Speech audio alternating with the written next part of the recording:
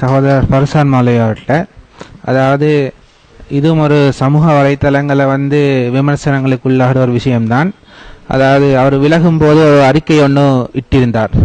அந்த அறிக்கையில் குறிப்பிடுகின்ற போது, குர்ஆன் சுன்னாவுக்கு வெளியில் இருக்கின்றவர்கள் இதை வைத்து குளிர்காய வேண்டாம் என்ற ஒரு வசனத்தை அவர் பயன்படுத்துகின்றார். இதற்கான சரியான விளக்கத்தை கொடுக்கும்படி நான் தாழ்மையோட கேட்டுக்கொள்கிறேன். அஸ்ஸலாமு அலைக்கும் வரஹ்மத்துல்லாஹ். உண்மையிலே ஒரு நல்ல ஒரு கேள்வியை சகோதரர் கேட்டுக்கிறீங்க. அதாவது என்னுடைய இந்த ஸ்ரீலங்கா தவ்ஹீத் ஜமாத்திலிருந்து நான் விலகிக் கொள்கிறேன், நீங்கிக் கொள்கிறேன் என்று ஒரு அறிக்கையை நான் வெளியிட்டேன். அந்த அறிக்கையின் இறுதியில் ஒரு முக்கியமான குறிப்பை நான் சேர்த்திருந்தேன். அந்த குறிப்பு குறித்து தான் சகோதரர் அவர்கள் அந்த கேள்வியை நீங்கள் கேட்டிருக்கிறீர்கள். அதாவது இந்த அமைப்பில் நான் விலகுவதற்கான அடிப்படை காரணம் எந்த விதமான தனிப்பட்ட ஒரு கோபதாபங்களோ அல்லது நிர்வாகிகளோடோ சக தாயிகளோடோ அல்லது இந்த அமைப்பில் இருக்கக்கூடிய எந்த ஒரு அங்கத்தவர்களோடோ எந்த ஒரு பிரச்சினைக்காகவும் நான் இந்த ஒரு முடிவை எடுக்கவில்லை. நான் எடுத்த இந்த முடிவானது 100% குர்ஆன் சுன்னாவை அடிப்படையாக வைத்து என்னால் முடிந்த அளவில் நான் தேடி எடுத்த, அல்லாஹுக்கு அஞ்சி எடுத்த ஒரு முடிவு. இது சத்தியம் என்று விளங்குகிறது. எனவே தௌபா செய்து மீளுகிறேன். இதுதான் அந்த அறிக்கையினுடைய சாராம்சம். இப்போ இந்த அறிக்கையை நான் எழுதிவிட்டு கீழே ஒரு குறிப்பை ஏன் இணைத்தேன் என்று சொன்னால், சமூகத்தில் SLTJயை எதிர்க்கக்கூடியவர்கள் பல தரப்பிலும் இருக்கிறார்கள். இதுதான் உண்மை. சில விடயங்களை பேசுகிற போது நாங்கள் உண்மையை உடைத்து தான் சொல்ல வேண்டும். இதுதான் உண்மையாக இருந்தால் அதுதான் உண்மை, அதை சொல்லி ஒத்துக்கொண்டு தான் ஆக வேண்டும். ஒரு அமைப்பை நாம் எதிர்க்கிற போது தனிப்பட்ட கோபதாபங்களுக்காக ஒரு அமைப்பை எதிர்க்கக்கூடியவர்களும் சமூகத்தில் இருப்பார்கள். தங்களுடைய சொந்த லாபங்களை அடைந்து கொள்ள முடியாமல் பாதிக்கப்பட்டவர்கள் ஒரு அமைப்பினால் அவர்களும் அந்த அமைப்பை எதிர்க்கத்தான் செய்வார்கள். நியாயமான ரீதியில குர்ஆன் சுன்னாவை ஆராய்ந்து SLTJயினுடைய நிலைப்பாடுகள் தவறாயிருக்கிறது, வழிகேடாயிருக்கிறது என்ற அடிப்படையில் புரிந்து அந்த அமைப்பை எதிர்க்கக்கூடியவர்கள் இருப்பார்கள்.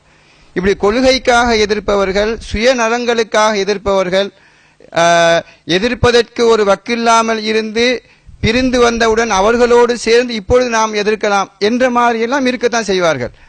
அவரவருடைய உள்ளங்களுக்கு ஏற்ப அல்லாஹு தஆலா கூலி கொடுக்க போதுமானவன். எனவே இந்த ஒரு நிலை என்னுடைய இடைவிலகலான, நான் ஸ்ரீலங்கா தவ்ஹீத் ஜமாத்தினுடைய தலைவராக இருக்கிறேன். அப்போ ஒரு அமைப்பினுடைய தலைவராக இருந்து அவர் அந்த அமைப்பிலிருந்து விலகுகிறார் என்று சொல்கிற போது அது நிச்சயமாக ஒரு அதிர்வை சமூக தளத்தில் ஏற்படுத்தி இருக்கிறது. அவர்கள் அதை எந்த அளவுக்கு மறுத்தாலும் கூட, மரத்திலிருந்து இலை விழுந்தால் எங்களுக்கு அது பொருட்டல்ல என்று எல்லாம் டயலாக்குகளை கருத்துக்களாக முகநூட்களில் பரப்பினாலும் கூட அது அதிர்வை ஏற்படுத்தி இருக்கு. அந்த எழுத்தே அதை தான் காட்டுது. அப்ப இப்படியான இந்த ஒரு நிலை ஏற்படும் சமூகத்தில். சிலர் என்னுடைய இடைவிலகலை வச்சு குளிர்காய வேண்டிய சில நிலைகள் ஏற்படும். அப்படியான ஒரு நிலை ஏற்படக்கூடாது. யாரும் என்ற இடைவிலகலை வைத்து நீங்க உங்களோட சொந்த லாபங்களை நீங்க தீர்த்து கொள்ள முயற்சிக்க வேண்டாம் என்பதற்காகத்தான் அந்த ஒரு வாசகத்தை சேர்த்திருந்தது. இந்த வாசகத்தில் குர்ஆன் சுன்னாவுக்கு வெளியில் இருப்பவர்கள் யார் என்று சொன்னால் அதை நான் தெளிவாக சொல்ல வேண்டும். ஏன்னா ஒரு குற்றச்சாட்டு இன்னொரு குற்றச்சாட்டும் பரவுது இதோட சேர்த்து. எப்ப எல்லாம் SLTJல TNDலேருந்து ஒருவர் விலகுவாரோ அடுத்தது அவர் கொள்கை இல்லாம பெய்திருவாரு, கோட்பாடு இல்லாமல் போய்விடுவார், வழிகேட்டில் வீழ்ந்து விடுவார், வழிகேடர்களோடு கைகோர்த்துக் கொள்வார் என்பது மாதிரியான ஒரு விமர்சனமும் பரப்பப்பட்டு வருகிறது. எனவே தான் தெளிவாக நான் சொல்லிக் கொள்கிறேன், யாரெல்லாம் தன்னுடைய மார்க்க தான் பின்பற்றுவது குர்ஆனும் அதற்கு விளக்கமாக வந்த ஹதீஸ்களும், இந்த ரெண்டும் தான் வஹி. இந்த வஹி அல்லாமல் யார் மனோ இச்சையை பின்பற்றுகிறார்களோ, யார் மதுஹபுகளை தங்கள் ஆதாரங்களாக எடுத்திருக்கிறார்களோ, தங்களுடைய இயக்க தலைவர்களை, ஷேகுமார்களை, அமீர்மார்களை, தங்களுடைய மௌலவிமார்களை அவங்க சொன்னாதான் மார்க்கம் என்ற நிலைப்பாட்டில் இருக்கிறார்களோ, இந்த அத்தனை பேருமே குர்ஆன் சுன்னாவுக்கு வெளியே இருக்கக்கூடியவர்கள் தான். அது ஜமாத்தே இஸ்லாமி என்கிற இயக்கமாக இருக்கலாம், அது தப்லீக் ஜமாத் என்று சொல்லக்கூடிய அமைப்பாக இருக்கலாம், அது தரீகாக்களாக இருக்கலாம், அல்லது வேறு எந்த ஒரு பேரிலாவது இருக்கலாம்.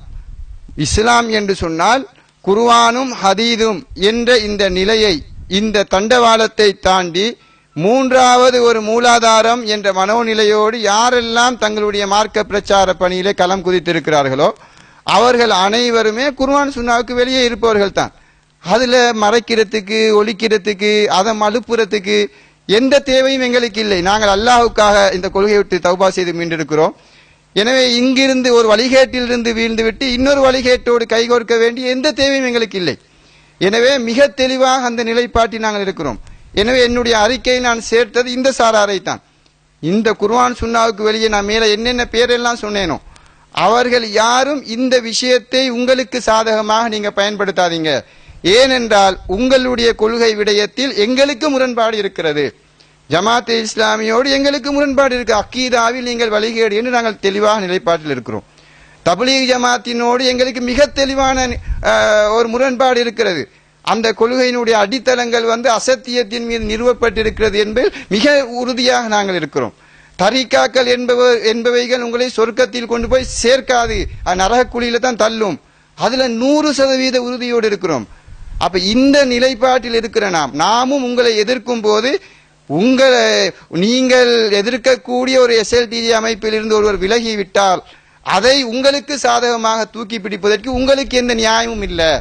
இதை வச்சு நீங்க லாபம் அடையாதீங்க என்பதுதான் அந்த வார்த்தையினுடைய மிக தெளிவான கருத்து.